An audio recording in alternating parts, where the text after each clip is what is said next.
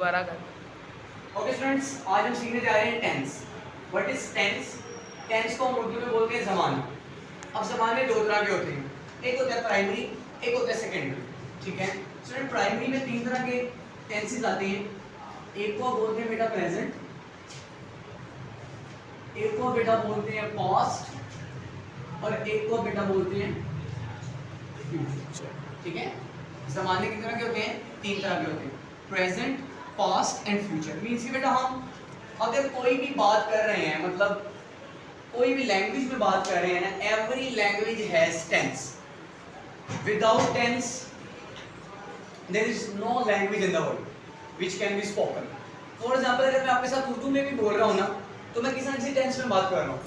ठीक है, मैं किसी न किसी ज़माने में रह के बात कर रहा हूँ। फॉर एग्जांपल, मैं अभी प्रेजेंट में मौजूद हूँ, तो मैं प्रेजेंट में रह के पास्ट की बात भी कर सकता हूँ, मैं प्रेजेंट में रह के फ्यूचर की बात भी कर सकता हूँ। ठीक है, प्रेजेंट की बात भी मैं कर सकता हूँ। ठीक है बेटा।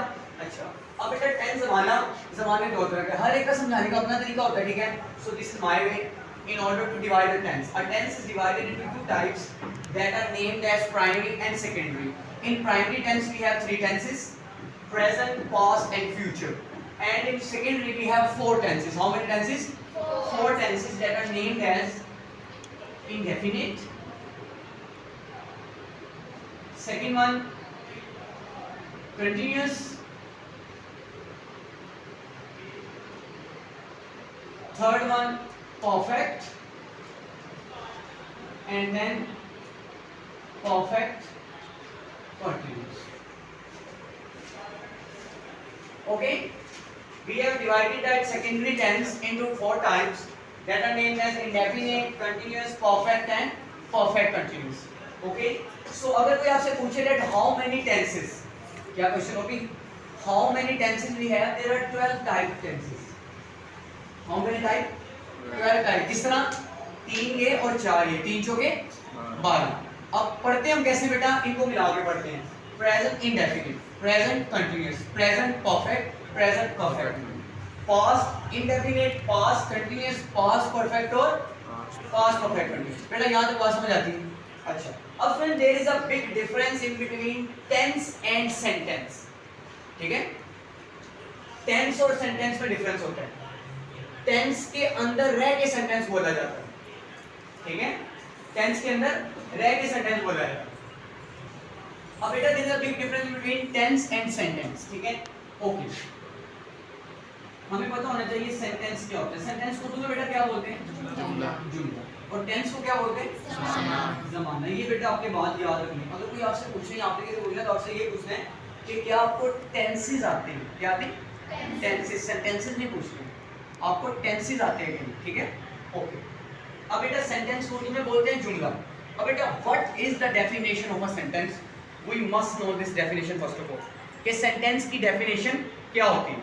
ठीक है बेटा, नंबर 1, ग्रुप ऑफ वर्ड्स होना चाहिए। क्या होता है? ग्रुप ऑफ वर्ड्स, लफ्जों का मजमूआ। Number 2, grammatically arranged.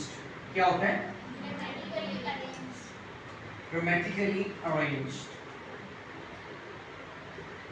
नंबर 3 क्या होता है बेटा? Convey complete sense. Convey complete sense और एनी आइडिया। ये बेटा डेफिनेशन होती है सेंटेंस। पहली बात तो ये ग्रुप ऑफ वर्ड होने चाहिए, दूसरी बात ये ग्रामेटिकली अरेंज्ड होने चाहिए, और तीसरी बात ये कि कोई कन्वे करे सेंस और आइडिया। ये सेंटेंस की डेफिनेशन है जो शायद हमें पता ही नहीं होती। A sentence is defined as it is a group of words which are grammatically arranged and must convey complete sense or idea is known as sentence. समझ आई बेटा बात? और फॉर एग्जाम्पल बेटा, एग्जाम्पल के तौर पे मैं 3 लिखता हूँ, उसमें से मैं बताता हूँ कि सेंटेंस कौन सा।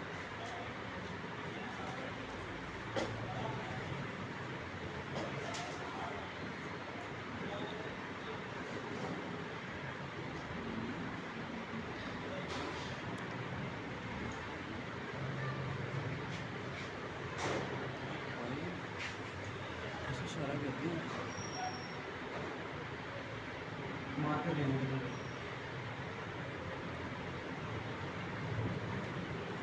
अच्छा बेटा, अब बज़ाहिर आपको लग रहे होंगे कि मैंने सेंटेंस लिखे हैं तीन, ठीक है।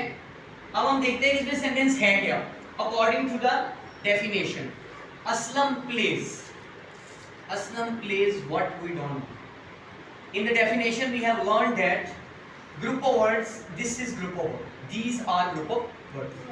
Second thing, grammatically arranged, this is grammatically arranged, subject and verb. Third thing is that must convey complete sense or idea. This group of word is not conveying any idea. Aslam plays what, there are number of sports and games in the world and we don't know what he is playing, so this would not be called as a sentence. इसको हम sentence नहीं कहेंगे। Y? क्योंकि इसके अंदर हमें कोई दो चीजें तो आ रही हैं, तीसरी चीज नहीं आ रही। Third one, Aslam cricket play group of word है लेकिन ग्रामेटिकली अरेंज नहीं है और कोई आइडिया और सेंस कंप्लीट नहीं हो रही, तो ये सेंटेंस नहीं कहलाएगा। Third thing is that Aslam pledge cricket, group of word भी है, ग्रामेटिकली अरेंज भी है, ठीक है, सब्जेक्ट भी है, इसमें वर्ब भी है, ऑब्जेक्ट भी है और सेंस और आइडिया भी कन्वे हो रहा है, तो इसको हम क्या कहेंगे बेटा? क्या कहेंगे? यहां तक बात समझ आती है? नोट कर दो। ये तो था हमारे पास टेंस और सेंटेंस का डिफरेंस, ठीक है बेटा। अगली चीज हम करते हैं components of a sentence.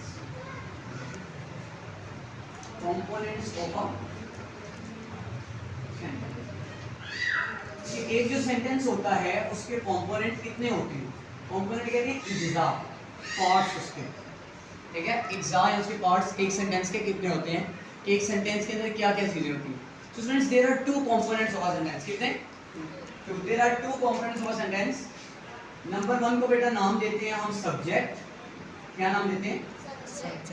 Subject. और नंबर टू को बेटा हम नाम देते हैं प्रेडिकेट। क्या नाम देते हैं? Predicate.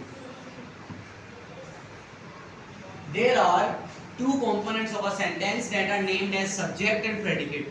Students, subject और आपके लिए लफ्ज पुराना ही है, predicate कुछ वर्ड नया है। बेसिकली predicate वर्ड नया है, एडवांस है, लेकिन इसके अंदर सिंपल चीजें होती हैं जो हम आम रूटीन में बोलते हैं, जिनको हम कहते हैं सब्जेक्ट, वर्ब एंड ऑब्जेक्ट। क्या बोलते हैं? सब्जेक्ट, वर्ब एंड ऑब्जेक्ट को बेसिकली प्रेडिकेट यूज, ठीक है। हम उसके लिए क्या वर्ड यूज करते हैं? प्रेडिकेट। अच्छा फ्रेंड्स, अब इसकी डेफिनेशन क्या होती है ये देख लेते हैं बेटा। सब्जेक्ट कहते हैं इन्फॉर्म्ड अबाउट। क्या कहते हैं? इन्फॉर्म बाद में लिखेंगे। पहले इसको कहते हैं डूअर ऑफ एन एक्शन। क्या बोलते हैं? Doer of an action. Doer of an action मतलब होता है काम करने वाला। उर्दू में सब्जेक्ट को क्या कहते हैं? काम करने वाला, मींस के डूअर ऑफ एन एक्शन। अब दूसरी चीज बेटा होती है इसकी इन्फॉर्म्ड अबाउट। ये इसकी डेफिनेशन होती है। क्या होती है? इन्फॉर्म्ड अबाउट, जिसके बारे में सब्जेक्ट के अलावा जितना सेंटेंस होता है वो सब का सब सब्जेक्ट के बारे में बता रहा होता है, उसको क्या बोलते हैं? Informed about. जिसके बारे में बताया जाए, जिसके बारे में बताया, इसको क्या कहते हैं बेटा? Inform about. और प्रेडिकेट बेटा, प्रेडिकेट का मतलब होता है इनफॉर्मर। क्या होता है? इनफॉर्मर, बताने वाला। इनफॉर्मर मींस बताने वाला। सब्जेक्ट को उर्दू में बेटा बोलते हैं फाइल। क्या बोलते हैं? फाइल। और उर्दू में इसका फंक्शन क्या होता है? काम करने वाला। इसे बोलते हैं doer of an action, mean काम करने वाला। इन्फॉर्म्ड अबाउट या प्रेडिकेट। अब मेरे प्रेडिकेट बेटा एक अम्ब्रेला टर्म है। अम्ब्रेला टर्म का मतलब ये होता है कि एक टर्म के अंदर बहुत से नाम आ जाते हैं, ठीक है। अब आपके इन प्रेडिकेट के अंदर जितने पार्ट्स ऑफ स्पीच हैं वो सारे के सारे आ जाते हैं। जितने पार्ट्स ऑफ स्पीच होते हैं वो प्रेडिकेट में आ जाते हैं। लेकिन हम अगर सेंटेंस के पॉइंट ऑफ व्यू से देखें तो वर्ब एंड ऑब्जेक्ट, क्योंकि एक सेंटेंस में बेसिकली तीन कंपोनेंट होते हैं, सब्जेक्ट, वर्ब, ऑब्जेक्ट। मैंने वर्ब और ऑब्जेक्ट को मिला दिया प्रेडिकेट का नाम देके, ठीक है बेटा। ओके, अब इसमें क्या होता है बेटा? वर्ब आ जाती है और क्या है बेटा? ऑब्जेक्ट। इसको क्या बोलते हैं? प्रेडिकेट। बेटा यहाँ तक बात समझ आती है सबको? ठीक है, ये सारी की सारी चीजें हमारे सेंटेंस में यूज होती है, ठीक है। नोट कर अब बेटा हम समझते हैं वर्ब। क्या समझते हैं? What is verb? उर्दू में इसको फेल कहते हैं। साइन वाला ये वाला नहीं, उर्दू में इसको क्या कहते हैं? फेल। ठीक है, जिसको सब्जेक्ट वर्ब फाइल फेल और मफूल कहते हैं सब्जेक्ट वर्ब को उर्दू। अच्छा, अब बेटा वर्ब की डेफिनेशन होती है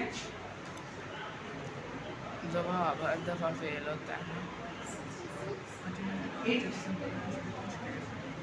refers to an action, refers to an action।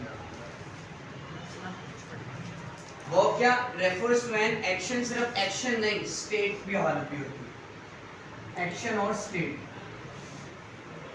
हमें लगता है कि कोई काम हो रहा है अगर, तो वह वही है, स्टिल हालत में भी कोई ना कोई काम हो जाता है, उसको भी करेंगे। ठीक है, it refers to an action, action कोई भी काम हो रहा है।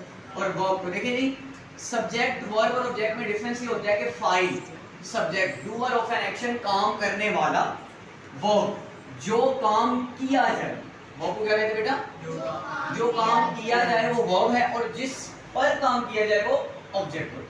ठीक है ना बेटा, तीन चीजें होती हैं हमारे पास। तो it refers to an action. अब बेटा अगली बात आती है kinds of forms of verb. क्या आती है जी फरीद? कितनी फॉर्म्स ऑफ वर्ब होती हैं? 4 की 3?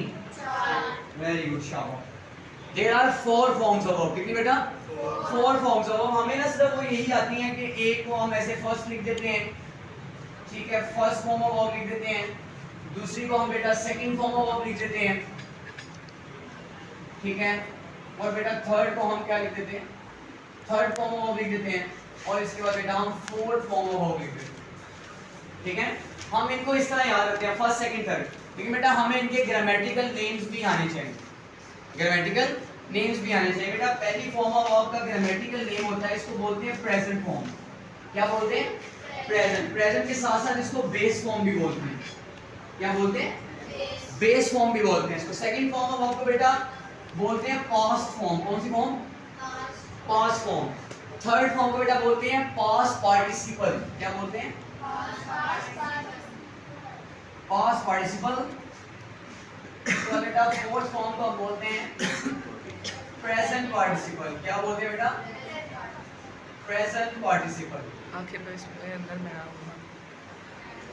ये बेटा इनके नाम होते हैं, first form of verb, second form of, third form.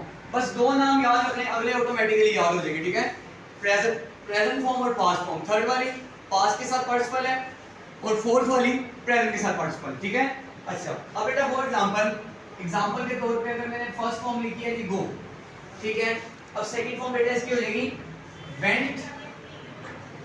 Third form जिसको पास्ट पार्टिसिपल कहते हैं वो हो जाएगी गॉन, और फोर्थ फॉर्म बेस फॉर्म के साथ आईएनजी होता है। क्या होता है?